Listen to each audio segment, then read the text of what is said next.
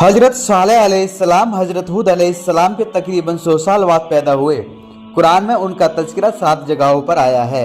अल्लाह ताला ने उन्हें कौम समूद की हिदायत व रहनुमाई के लिए भेजा था। उस कौम को अपनी शान व शौकत, इज्जत व लड़ाई, फ़क्र व गुरूर और शिरक पर, बुत परस्ती पर बड़ा नाज था। हजरत सालेह अलैहिस्सलाम ने नसीहत करते हुए फरमाया, ऐ लोगो, तुम सिर्फ अल्लाह की इबादत करो, उसके सिवा कोई बंदगी के लायक नहीं है। वे इस पैगाम हक़ को सुनकर नफ़रत का इजहार करने लगे और हुज्जतबाजी करते हुए नबुव्वत की सच्चाई के लिए पहाड़ में हामिला ऊँटनी का निकालने का मुतालबा करने लगे। ये सुनकर हजरत सालेह अलैहिस्सलाम ने फरमाया, क्या मैं ऐसा करूं तो क्या तुम ईमान ले आओगे? तो उन्होंने कहा, हम ले आएंगे। तब हजरत अलैहिस्सलाम ने अल्लाह से दुआ फरमाई।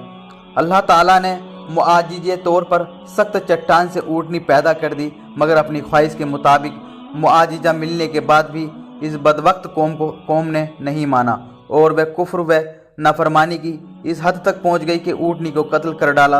और इसी पर बस नहीं किया, बल्कि हजरत सालेह अलैहिस्सलाम के कत्ल का भी मंसूबा बना लिया।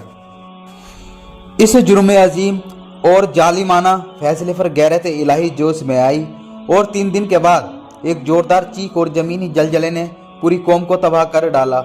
इसके बाद हजरत सालेह अलैहिस्सलाम ईमान वालों के साथ फ़िलिस्तीन हिजरत कर गए। हजरत सालेह अलैहिस्सलाम की जो कौम थी उसको बोलते थे समूद।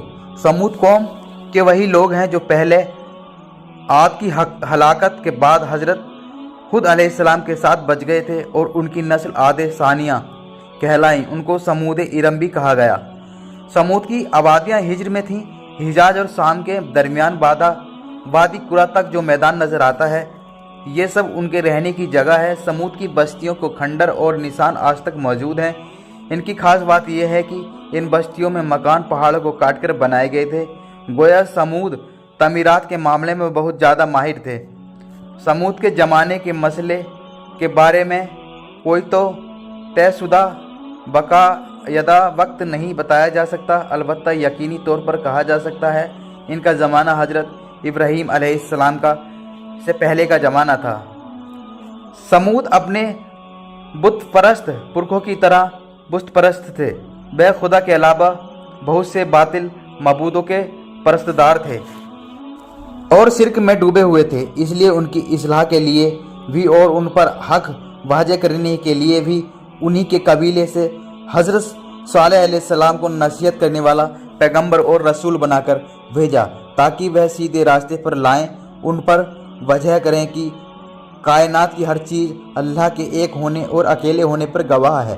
उन्हें अल्लाह की नेमतें याद दिलाएं और बताएं कि परस्तित और इबादत के लायक अल्लाह के अलावा दूसरा कोई नहीं।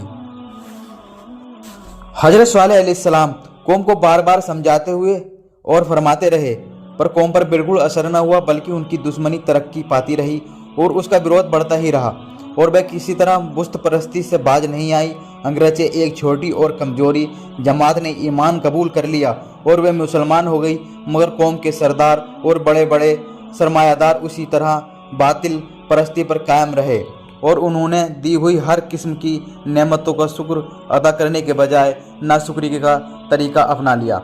वे हजरत सालेह अलैहिस्सलाम का मजाक उड़ाते हुए कहा करते थे कि सालेह अलैहिस्सलाम, अगर हम बातिल परस्त होते तो अल्लाह के सही मजहब की इनकारी होते और उनको पसंदीदा तरीके पर कायम न होते, तो आज हमको यह सोने चांदी की बहुतात, हरे भरे बाग और दूसरी नेमतें हासिल न होती।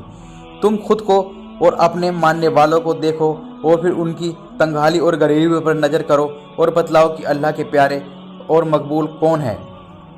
हजरत सालेह अलैहिस्सलाम फरमाते हैं कि तुम अपने इस ऐश और अमीरी पर सेकी न मारो, अल्लाह के सच्चे रसूल और उसके सच्चे दीन का मजाक न उड़ाओ। इसलिए अगर तुम्हारे घमंड और दुश्मनी का यही हाल रहा तो पल में सब कुछ फना हो जाएगा और फिर न तुम रहोगे और न तुम्हारा समाज। बेशक ये सब अल्लाह की नेमतें हैं, बशर्ते कि इनके हासिल करने वाला उसका शुक्र अदा करे और उसके सामने सरे नियाज झुकाए, और बेशक यही अजाब लानत के समान है अगर इनका इस्तिकबाल सेखी व गुरूर के साथ किया जाए। इसलिए ये समझना गलती है कि ऐस का हर सामान अल्लाह की खुदसूरदी का नतीजा नहीं है। वे इसके बाद भी नहीं जब माने। समूद पर अजाब आने की निशानियां अगले सुबह से ही शुरू हो गई। यानी पहले दिन इन सब के चेहरे इस तरह पीले पड़ गए जैसे कि शुरुआती हालत में हो जाया करता है, और दूसरे दिन सबके चेहरे लाल थे, गोया खौफ दहशत का ये दूसरा दर्जा था। और तीसरे दिन इन सब के चेहरे स्याह और अंधेरा छाया हुआ था, ये खौफ व दहशत का तीसरा दर्जा है, जिसके बाद मौत का दर्जा रह जाता है। बहरहाल इन 3 दिनों के बाद वादा किया गया वक्त आ पहुंचा, और रात के वक्त एक हैबतनाक आवाज़ ने हर आदमी की उसी हालत में हलाक कर दिया जिस हालत में वे थे। कुरान मजीद ने हलाक कर देने वाली आवाज़ को किसी जगह साइका और किसी जगह राजफा, किसी जगह तांगिया और किसी जगह शहा फरमाया। एक तरफ समूद पर यह अजाब आया और उनकी बस्तियों के तबाह व बर्बाद करके सरकसों की सरकसी और घमंडियों का अंजाम जाहिर हुआ, जबकि दूसरी ओर हजरत सालेह अलैहिस्सलाम और उनके पैरवी करने वाले मुसलमान जो अल्लाह ने अपनी हिफाजत में ले लिया और उनको इस अजाब से महफूज रखा।